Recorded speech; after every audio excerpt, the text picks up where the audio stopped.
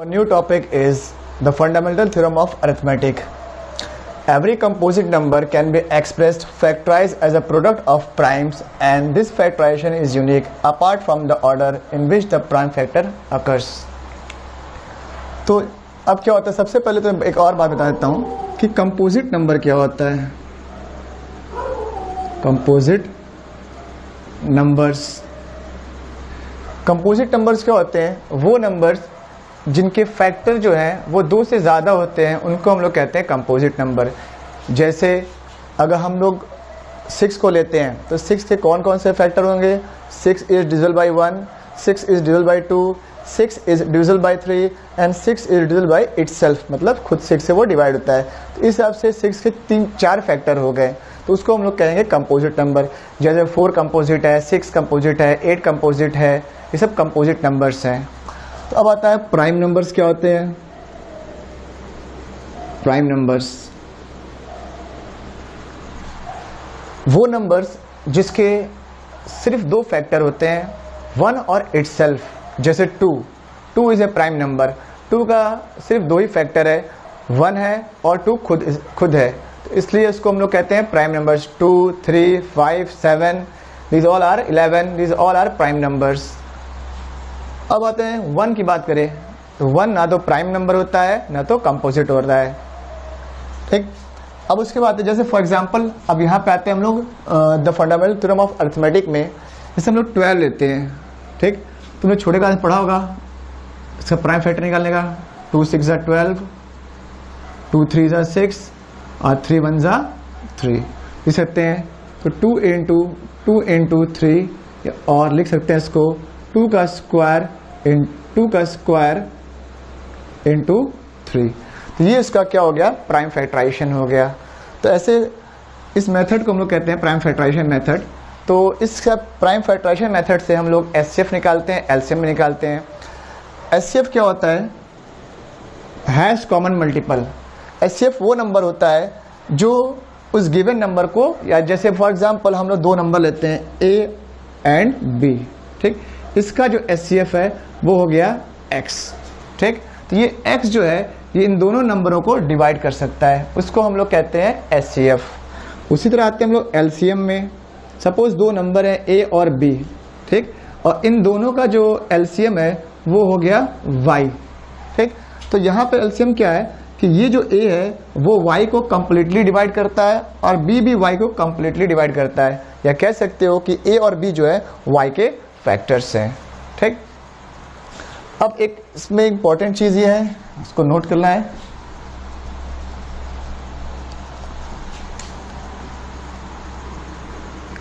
If 2 numbers a and b are given, then HCF of AB multiplied by LCM of AB is equal to A into B, और इसको हम लोग कहते हैं product of the number. Product of the number. ठीक. तो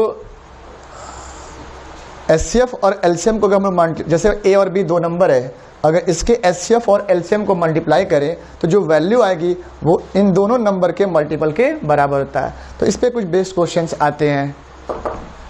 ठीक है. Now exercise 1.2.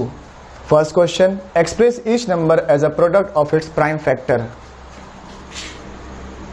अब 140 को उसके प्राइम फैक्टर से फॉर्म में एक्सप्रेस करना है. तो यहाँ प्राइम फैक्टर्स निकाल लेंगे 140 का. 270 ज़ा 235, फिर आ जाएगा 5 7 ज़ा 35, फिर आ गया 7 1 ज़ा 7. तो 140 लिख सकते हैं हम लोग 2 इंटू 5 इंटू 7, और लिख सकते हैं 2 to the power 2 multiply by 5 into 7. ठीक. इस तरह क्वेश्चन नंबर 1 के बाकी पार्ट्स आप लोग कर लीजिएगा. अब आते हैं क्वेश्चन नंबर 2 पे. क्वेश्चन नंबर 2 में आपको 2 नंबर दिए हुए हैं, उसका एचसीएफ और एलसीएम निकालना है, और निकालने के बाद आप लोगों को इसको वेरीफाई भी करना है। वेरीफाई मीन्स जो मैंने भी एक फॉर्मूला लिखवाया था कि HCF into LCM equal to product of the number, उसको वेरीफाई करना है। ठीक है, तो हम लोग क्वेश्चन लेते हैं। First part 26 and 91। ठीक है, 26 एंड 91 ले लिए हम लोग। अब दोनों का प्राइम फैक्टर निकालते हैं। 26 इज इक्वल टू 2 इंटू 13, तो 2 भी प्राइम नंबर है, 13 भी प्राइम नंबर है। 2 इंटू 13 जैसे ऐसे निकाल लेते हैं हम लोग 26 का। 2 13 जा 26 और 13 1 जा 13। अब आते हैं 91। ठीक, अब चेक करते हैं किससे डिवाइड होता है। तो 7 से चेक करते हैं। 2 से तो होगा नहीं, 3 से होगा नहीं, ठीक, 4 से होगा नहीं, 5 से नहीं, 6 नहीं, 7 से लिखते हैं। 7 1 जा 7, ठीक, 27 3 जा 21, फिर 13 1 जा 13 जाएगा। ठीक, तो लिख सकते हैं 91 इज इक्वल टू 7 इंटू 13। अब हम लोग निकालते हैं HCF।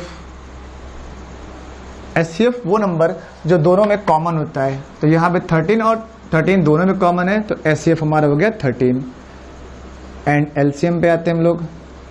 LCM में जो कॉमन होता है उसको एक बार लिखते हैं और जो बाकी बच जाता है उन सबको लिखते हैं। जैसे 2 7, 2 इंटू 7 इंटू 13। ठीक, तो 13 7 जा तुम्हारा 91, 91 2 जा 182। ठीक है, अब वेरीफाई करते हैं। तो HCF multiply by LCM is equal to 13 multiply by 182। अब इसको लिखते हैं हम लोग, मल्टीप्लाई कर लेते हैं। 182 multiply by 13 to the 6, 2 3 5 multiply by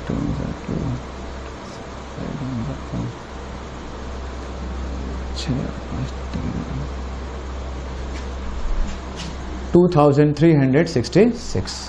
ठीक है, अब हम लोग प्रोडक्ट ऑफ द नंबर निकालते हैं।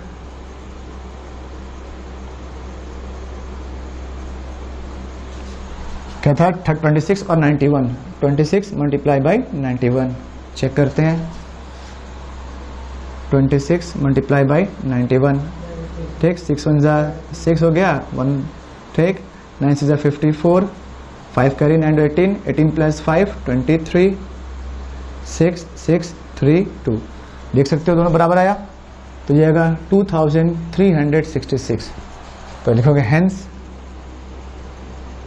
HCF 26,91 multiply by LCM 26,91 is equal to 26 into 91। ठीक है, अब आते हैं हम लोग थर्ड पार्ट में।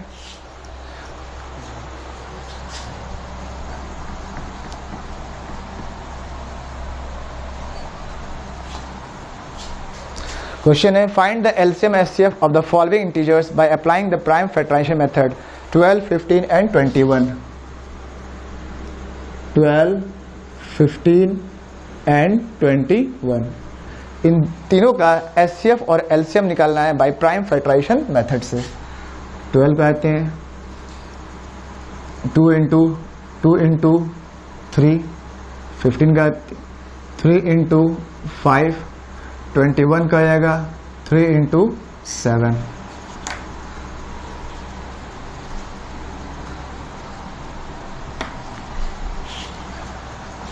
HCF देख क्या कॉमन है, इसमें भी 3 है, इसमें भी 3 है, इसमें भी 3 है, तो 3 तुम्हारा HCF हो गया। अब देख सकते हो 12 जो है 3 से डिवाइड होता है, 15 भी 3 से डिवाइड होता है और 21 भी जो है 3 से डिवाइड होता है।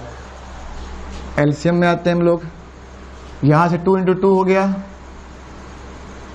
ठीक, 3 3 3 कॉमन हो गया, यहाँ 5 और 7, 5 इंटू 7, 2 जा 4, 4 जा 12, 12 5 जा 60 और 60 into 7 420।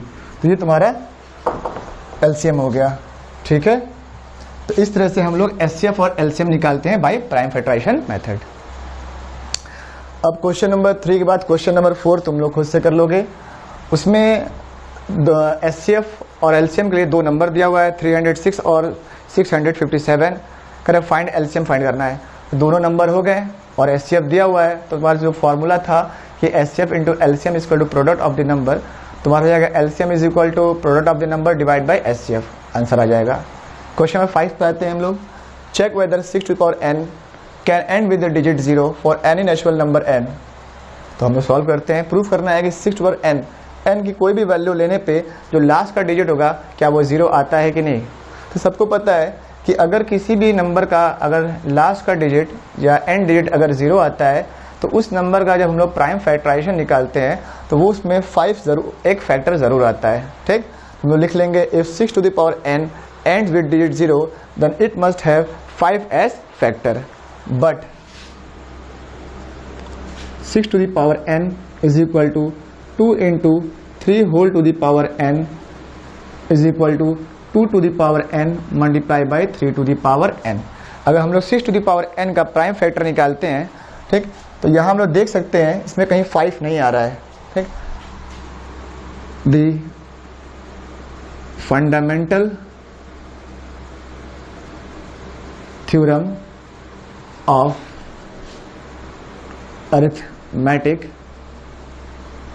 says that the prime factorization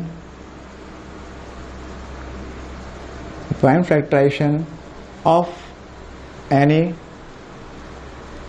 number is unique। ठीक, तो अब फंडामेंटल थ्योरम ऑफ अरिथमेटिक कहता है कि किसी भी नंबर का जो प्राइम फैक्टराइजेशन होता है वो यूनिक होता है। इस हिसाब से अगर 6 टू द पावर n का अगर मैं प्राइम फैक्टराइजेशन निकालेंगे वो 2 टू द पावर n या 3 टू द पावर n के फॉर्म में आएगा। ठीक, इसके फॉर्म में आएगा। तो इसमें हम लोग देख सकते हैं कहीं 5 नहीं आ रहा है, तो इससे ये साबित होता है कि इसका लास्ट का डिजिट 0 नहीं होगा, क्योंकि अगर लास्ट का डिजिट 0 होता है तो इस प्राइम फैक्टराइजेशन में यहाँ पे कहीं 5 आने चाहिए था। Hence 6 to the power n can not end with the digit 0 for any natural number n। ठीक है, अब आते हैं क्वेश्चन नंबर 6 पे हम लोग। Explain why 7 multiply by 11, explain why 7 multiply by 11 multiply by 13 multiply by 11 multiply by 13 plus 13 and 7 multiply by 6 multiply by 5 multiply by 4 multiply by 3 multiply by 2 plus multiply by 1 plus 1 are composite number। ठीक है, पहले proof करते हैं हम लोग। 7 into 13 into 13 plus 13, तो 13 common ले लेंगे हम लोग यहाँ पे, तो यहाँ आएगा 7 multiply by 11 प्लस 1। ठीक है, तो 13 मल्टीप्लाई बाय 77 प्लस 1 78। ठीक, अब इसको ठीक अगला देखते हैं। 7 multiply by 6 multiply by 5 multiply by 4 multiply by 3 multiply by 2 multiply by 1 plus 1 is equal to, ठीक है, सॉरी लास्ट में 5 है, प्लस 5 इज इक्वल, यहाँ से 5 कॉमन ले लेंगे हम लोग, तो हो जाएगा 7 into 6 into 4 into 3 into 2 into 1 plus 1, तो 5 मल्टीप्लाई बाई, अब इसको मल्टीप्लाई कर लेते हैं। 3 6 6 4 24 24 इंटू 6 या 24 से 42 कर लेते हैं, तो 4 8 4 16 6 1 4 8 1 9 1008। ठीक, अब यहाँ देख सकते हैं कि अगर हम इन दोनों नंबर को मल्टीप्लाई करेंगे तो जो भी डिजिट आता है वो डिजिट जो है या वो नंबर, इन दोनों को मल्टीप्लाई करने पे जो नंबर आता है वो नंबर जो है 78 से डिवाइड होगा, 13 से भी डिवाइड होगा, ठीक, और वो खुद से डिवाइड होगा, तो मोर देन 2 फैक्टर्स हो गए। उसी तरह इन दोनों को मल्टीप्लाई करने पे जो नंबर आएगा वो 1008 से भी डिवाइड होगा, 5 से भी डिवाइड होगा और खुद से भी डिवाइड होगा। तो हम लोग कह सकते हैं कि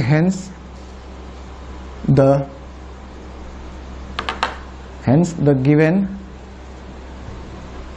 numbers are composite। ठीक है, इस तरह से तुम लोग क्वेश्चन नंबर 5 से आएगा। क्वेश्चन नंबर 6 में जो है वो बहुत इजी है, उसको तुम लोग खुद से सॉल्व कर लोगे। इसमें तुम लोग क्वेश्चन नंबर 6 में एलसीएम फाइंड आउट करना है। ठीक, 18 और 12 का एलसीएम निकालोगे, जो एलसीएम होगा वही तुम्हारा फाइनल आंसर होगा। ठीक है, तो इस तरह से 1.2 एक्सरसाइज कंप्लीट हो गई। Thank you very much.